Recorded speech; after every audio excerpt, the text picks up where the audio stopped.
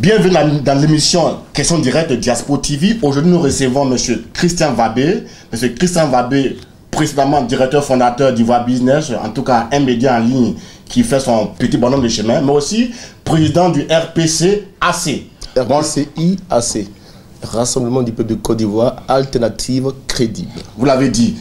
Avec vous, nous allons parler en tout cas de la santé du chef de l'État, M.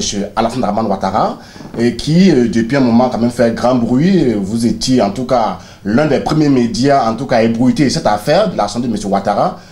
De quoi s'agit-il? Où est-ce qu'on en est avec la convalescence de M. Ouattara? Alors, je ne suis plus journaliste, vous savez bien. Oui. Donc, je ne suis pas l'un des premiers médias à en parler. C'est vrai que je suis le fondateur d'Ivoire Business, on s'est compris. Mais je suis aussi le premier leader politique à effectivement demander que toute la lumière soit faite sur la santé de Ouattara. Parce qu'aujourd'hui, c'est le blackout total.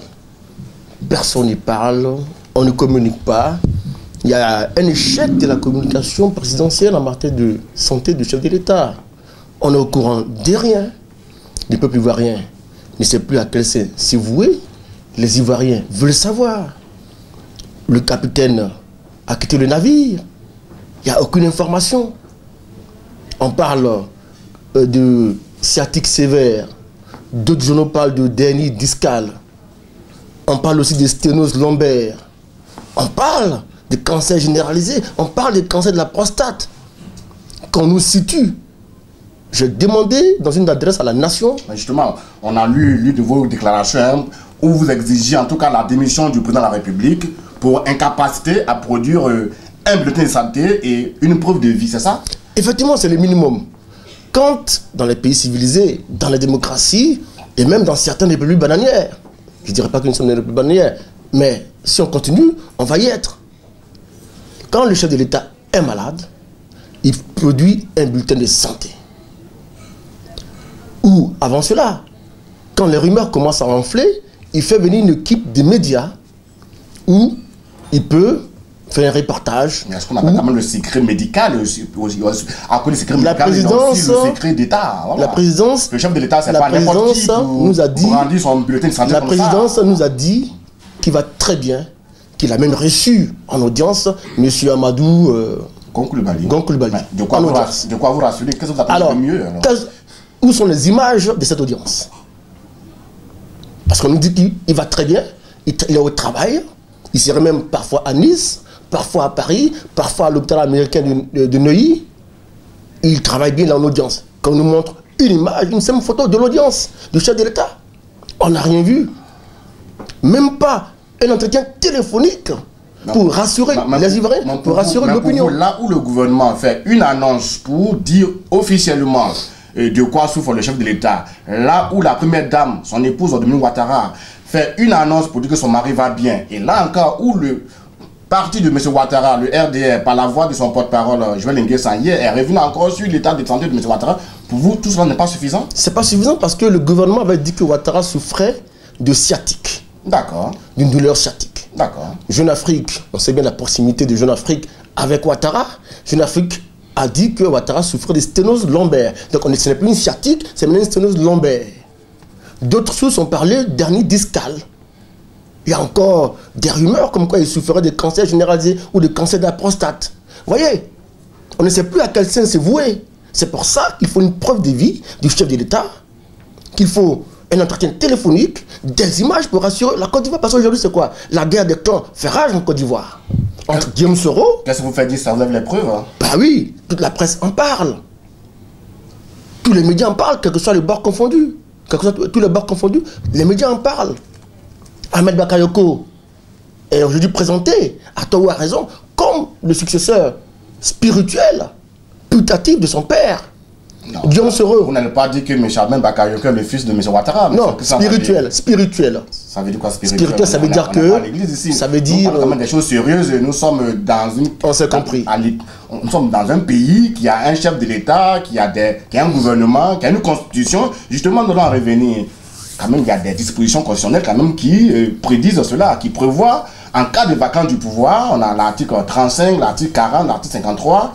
Vous, en tant que, on va dire, ancien journaliste, mais aussi homme de métier, leader politique, Est-ce que vous avez analysé toutes ces possibilités-là? Alors, en tant que l'un des leaders du Front anti-Ouattara, du Tout sauf Ouattara, vous savez que j'ai créé récemment à Paris avec tous les leaders politiques, le Tout sauf Ouattara. Donc, en tant que l'un de ces leaders-là, l'un des principaux leaders de ce mouvement, en Côte d'Ivoire, à Finguessa, le leader, donc j'ai demandé qu'on ne prenne pas le peuple ivoirien en otage. Parce que le pouvoir appartient au peuple. Non, je parle des dispositions constitutionnelles là. Oui. Alors, pour nous, c'est simple. Ok. Aujourd'hui, pour nous, aujourd'hui, il faut que Ouattara rapidement nous donne une preuve de vie ou un bulletin médical. D'accord.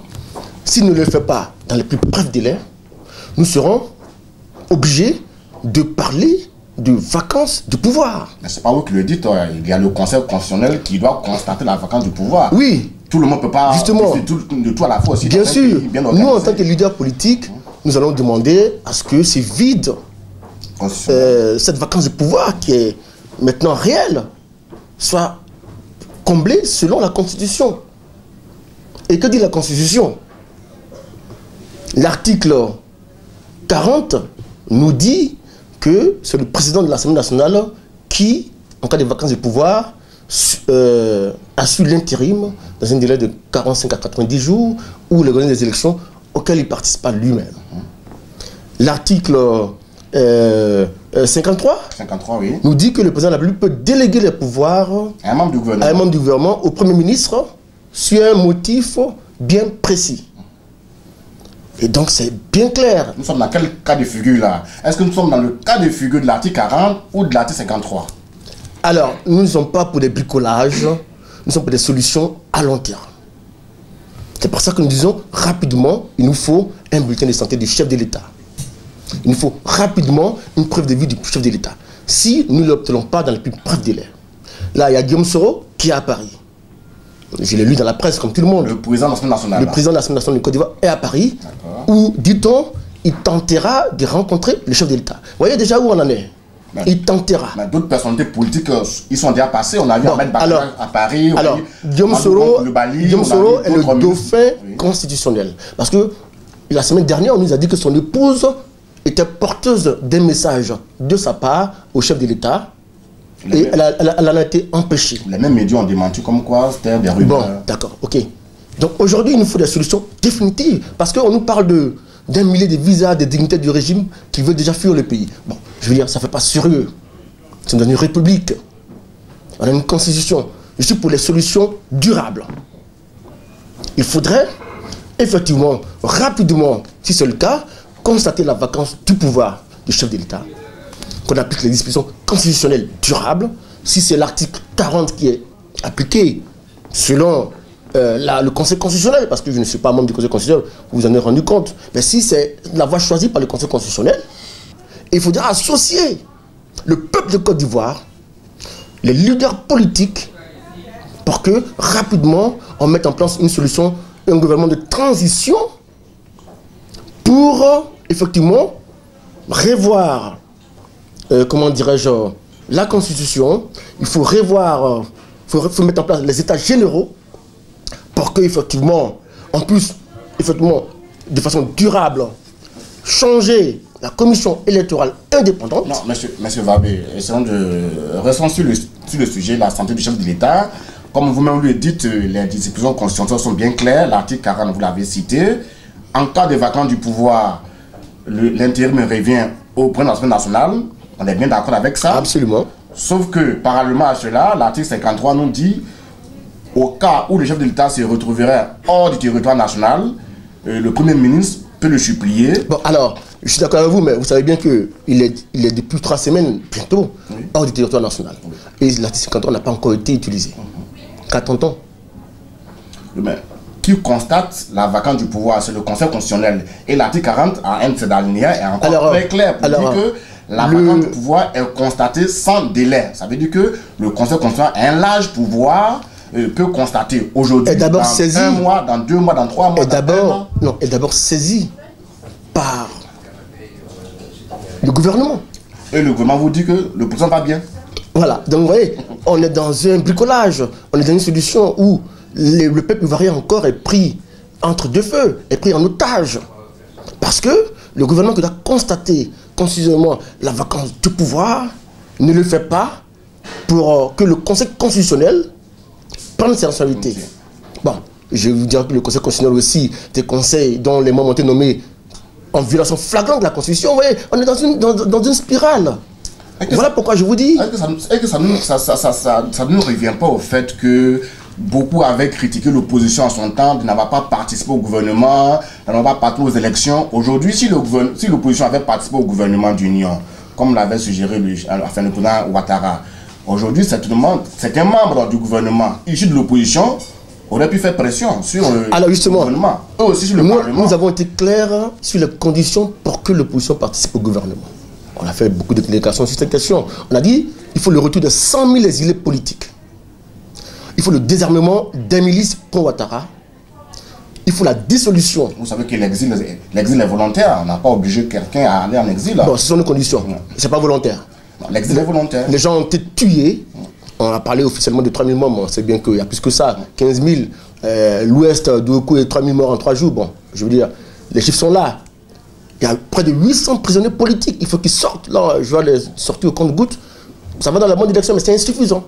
Il faut qu'on revoie la commission électorale indépendante. Il y a des mouvements tels que le MPIGO, le MJP, la rébellion des forces nouvelles qui est encore dans la commission électorale indépendante. Vous voyez? Et puis, il nous faut un environnement sécurisé. Aujourd'hui, les terres des Ivoiriens sont spoliées. Les cultivateurs, les paysans ne peuvent pas aller au champ parce que ils sont empêchés par les milices pro-Ouattara qui rançonnent, qui prennent les terres de façon abusive. Voilà les conditions qu'on a posées. On a mis la libération. On va rester dans le débat. Vous, en tant que leader d'opinion, qui résidez aussi en France et précisément à Paris, qui avez vos entrées ici et là, on a vu, vous avez en tout cas votre journal Ivoire Business que nous citons ici. Alors, ce n'est pas mon journal. Bon, vous êtes quand même l'un des fondateurs. Je suis le fondateur. Oui. Je ne dirige plus directement. Vous n'avez pas dit que vous n'avez pas de même mise sur ce média-là. Vous ne savez rien de nous sommes compris. Ce qui se passe à l'intérieur du... Non, je ne sais plus justement. Vous voulez dire que je tire encore les ficelles? Non.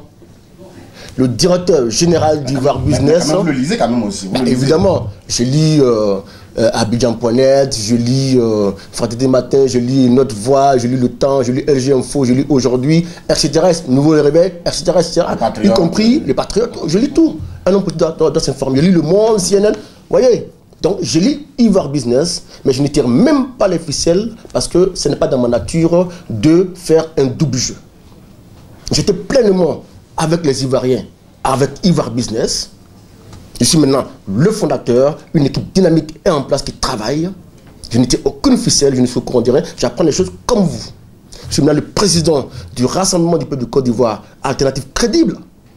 Je suis l'un des leaders du Tout sauf Ouattara. Je suis même le fondateur du Tout sauf Ouattara. On va revenir à Tout sauf Ouattara. C'est le TSO, je crois. Effectivement. Bien. Il a été repris en Côte d'Ivoire par Pascal Affinguessan, le Front Uni, par Mamadou Koulibaly. Maintenant que votre ennemi commun souffre, il y a la vacance du pouvoir, il n'a plus cette possibilité d'être présent sur le terrain. Est-ce que votre slogan, le Tout sauf Ouattara, est encore lieu d'être? Alors, aujourd'hui, nous avons une opposition extérieure, une opposition intérieure.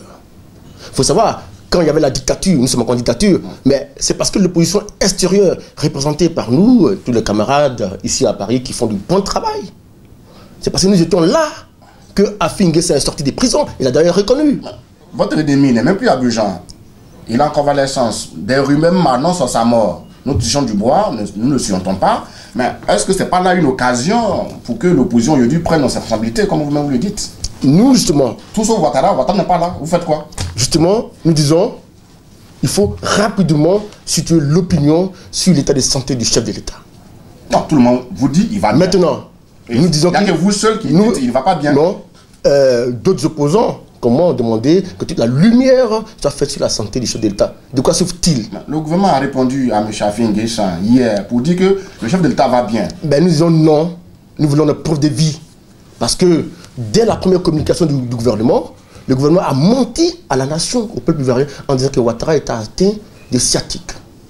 Jeune Afrique, qui est quand même un journal proche du Ouattara, le chef de l'État, du gouvernement, a dit qu'il était atteint des sténoses lombaires. Vous voyez bien, de quoi souffre-t-il réellement? Sans être médecin, il se pourrait que les deux se rejoignent parce que la sciatique n'est qu'une douleur et la sténose lombaire, on va dire que c'est le traitement approprié, c'est un peu comme l'hernie discale. Hein. Bon.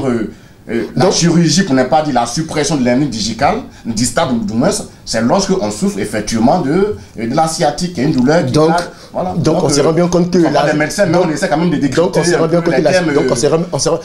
compte que le gouvernement a trompé l'opinion parce que la sciatique est une douleur collatérale de l'hernie discale. Là, on s'entend.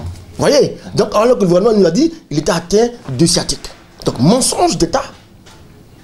Volonté de dissimuler la nature réelle du mal dont souffre le chef de l'État. On nous a envoyé sur un terrain collatéral. Maintenant, si le gouvernement tarde à nous donner des preuves de vue de M. Ouattara, vous en tant qu'opposant, quelle est l'alternative que vous optez? Alors, pour vous, qu'est-ce qui va se passer dans les semaines à venir, dans les mois à venir? Si M. nous allons Ouattara demander au peuple ivoirien de prendre ses responsabilités. En faisant quoi? En lui demandant de prendre la rue. J'étais le premier à dire 2014, année de la rue. La Constitution dit en cas de vacance du pouvoir, il y a l'article 40, l'article 53. Oui, vous voulez violer cette dès lors, Constitution s'ils ne sont pas appliqués, si l'un ou l'autre ne sont pas appliqués, nous prendrons le peuple ivoirien à témoin. Nous lui demanderons de descendre dans la rue. Parce que son avenir va encore une fois de plus être pris en otage. Le peuple ivoirien ne se laissera pas voler cette fois son avenir entre les mains encore de clans. Voilà, aujourd'hui on parle de clans. Le clan Bakayoko, le clan Soro, le clan Duncan. Bon, où est le peuple dans toute cette affaire? Mais c'est vous qui le dites, sauf que les deux personnes que vous citez ne l'ont jamais avoué. Le pouvoir aujourd'hui, et j'ai demandé à la nation d'attendre nos mots d'ordre. En tant que responsable politique, on utilise d'abord la voie du dialogue.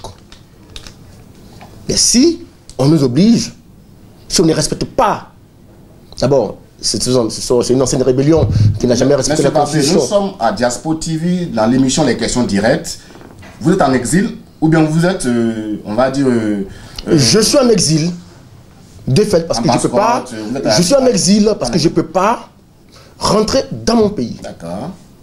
Parce que je me considère, de fait, comme un exilé parce que ma vie est en danger immédiate si je vais aujourd'hui en Côte d'Ivoire. Ouattara, je dis malade, mais son système est en place. D'accord. Vous voyez? Aujourd'hui, les gens meurent en Côte d'Ivoire. Il y a des opposants qui rentrent. M. Gossou est rentré. Bon, il y a aussi des gens qui meurent et puis on ne fait rien. Vous avez parlé d'Ivoire Business. Vous savez bien que Désiré Oué a été assassiné. À domicile, je suis lui à la maison. Mon parti a fait une marche en tant que fondateur d'Ivoire Business. Tu sais, l'un des correspondants d'Ivoire Business en Côte d'Ivoire. C'est même moi qui l'ai embauché autant que j'étais encore patron du journal. Mais sauf que vous n'êtes plus à Ivoire Business, mais quand même vous défendez les journaux d'Ivoire Business. Non, parce que c'est un Ivoirien qui est mort, quelle que soit sa profession. Dès lors qu'il y a mort d'homme, nous avons tous défendu les crimes, les escadrons de la mort qui sont opérationnels aujourd'hui en Côte d'Ivoire. Vous voyez? Des gens rentrent, d'accord, mais des gens meurent et puis on n'en parle pas. Finalement, votre opposition, vous la menez depuis Paris, c'est pour combien de temps? Bientôt, nous rentrerons en Côte d'Ivoire. Nous rentrerons en triomphe bientôt en Côte d'Ivoire. Alors que vous dites, il n'y a même pas 2 secondes que votre vie est menacée? Oui, c'est pour ça que nous allons rentrer quand nous mettrons fin à la dictature en cours. Donc vous allez mettre fin à la dictature depuis Paris, avant de rentrer à... Le général de Gaulle l'a fait.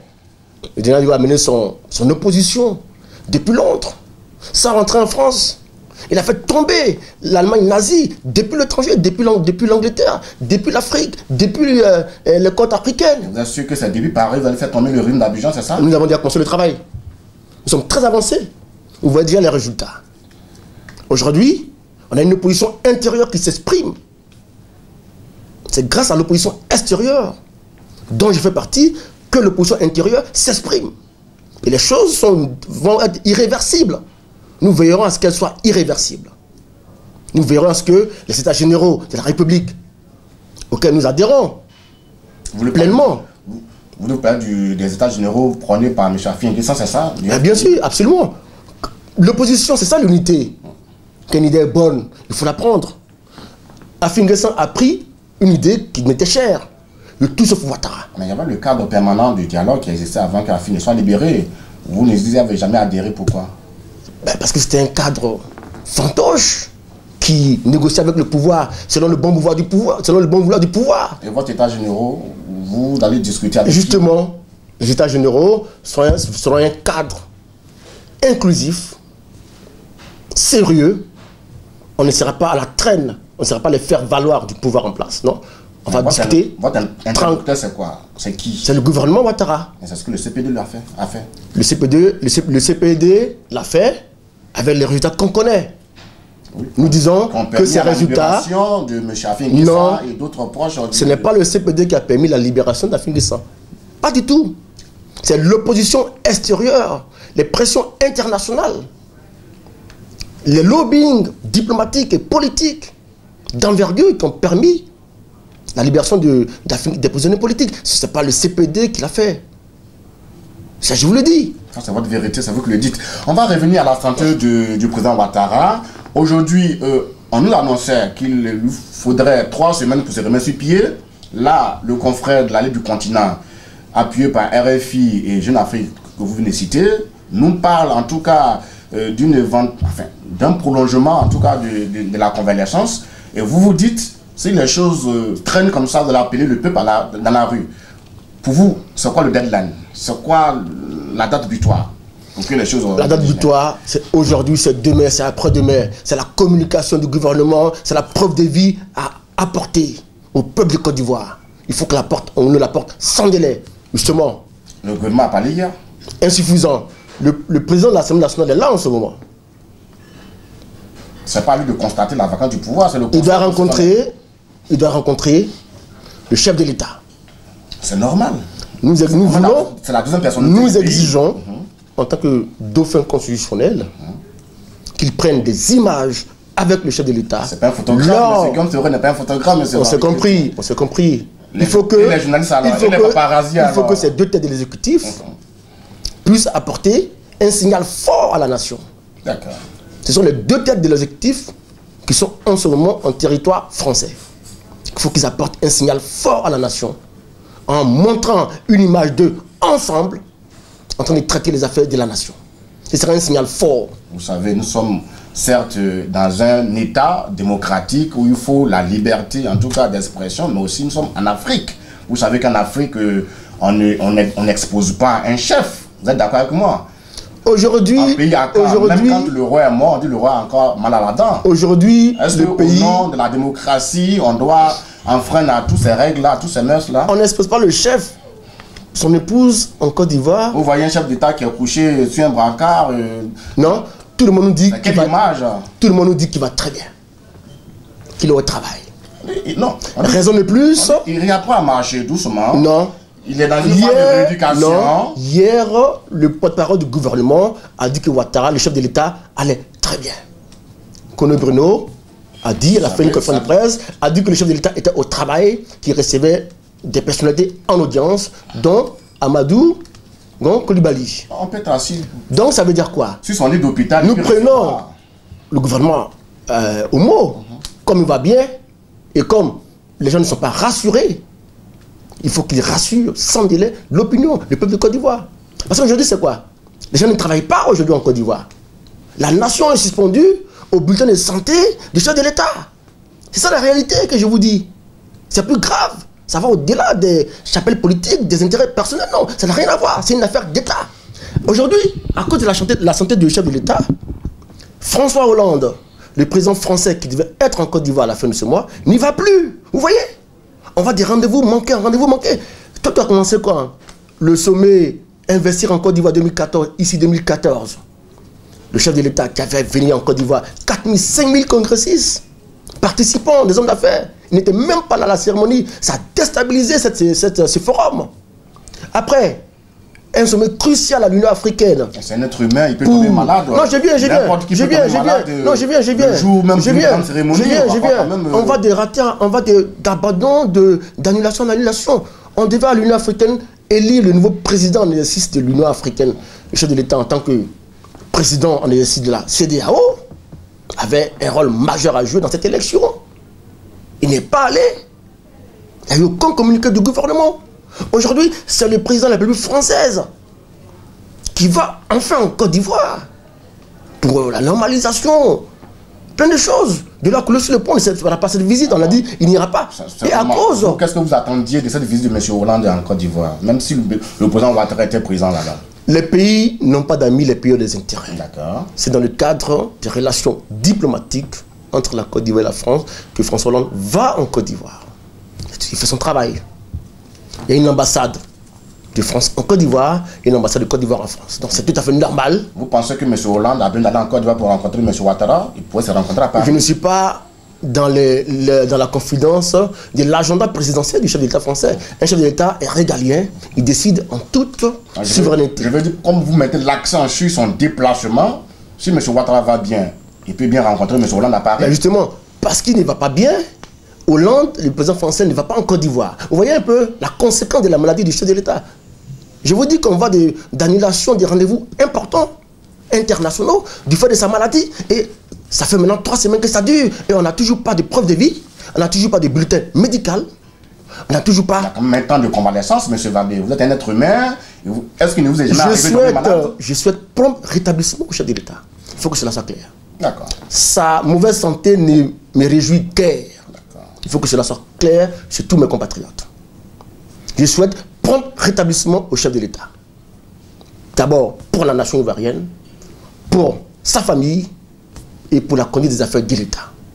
Mais je dis en même temps que sa santé ne lui appartient plus. Sa santé appartient au peuple de Côte d'Ivoire. Et le peuple aujourd'hui est inquiet. La nation est bloquée. Les Ivoiriens ne vont plus au travail. On parle des dignitaires qui veulent fuir le pays. D'aucuns disent M. Ouattara ne nous intéresse pas parce que ce n'est pas notre président. Notre président, c'est M. Babo qui a la CPI. Il mettra autant de temps qu'il veut. M. Ouattara, il est libre de tomber malade, même qu'il le met, on s'en fout. Et vous dites le rassemblement de la santé de M. Ouattara, elle vous intéresse aussi tant? Bien sûr, parce que la Côte d'Ivoire est dirigée par M. Ouattara. Vous le reconnaissez maintenant comme le président? Je l'ai toujours reconnu. J'étais le premier à dire je reconnais le pouvoir de Ouattara, mais qu'il fasse ses preuves. Il a donc gagné les élections de 2010. Non, c'est un autre débat. Mais je dis, Gbagbo Laurent a gagné l'élection présidentielle. Il faut qu'on s'acclare. Selon le parti que je dirige, dont je suis le président, Laurent Gbagbo a remporté l'élection présidentielle. Il est injustement incarcéré. Dans la République. Effectivement. Il est le chef de l'État. Enfin, il signe pour la Côte d'Ivoire. Enfin, il représente au plus haut niveau la Côte d'Ivoire. Ça, c'est clair. Maintenant, qui a gagné l'élection présidentielle, pour moi, c'est Laurent Gbagbo. Et Laurent Gbagbo n'a rien à faire à la Cour pénale. Je demande aussi la libération de Simone Gbagbo, qui n'a rien fait. Il n'y a pas de preuves contre elle. Je demande aussi la libération de Charles Blé Goudé. Vous voyez, c'est d'autres débats pour lesquels on ne peut pas rentrer aujourd'hui.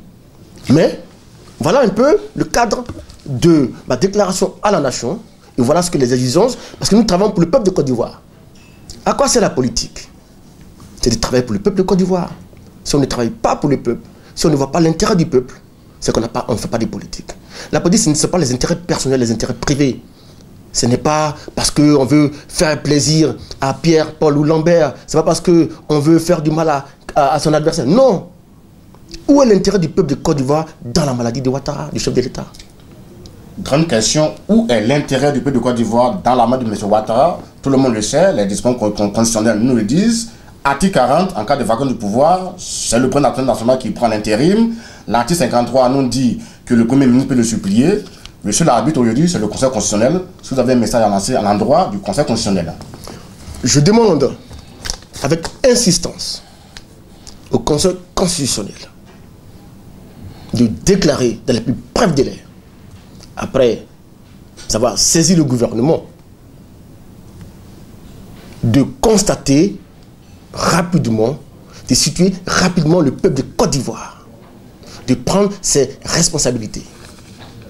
Parce que aujourd'hui, la santé du chef de l'État est devenue une affaire d'État, une affaire internationale.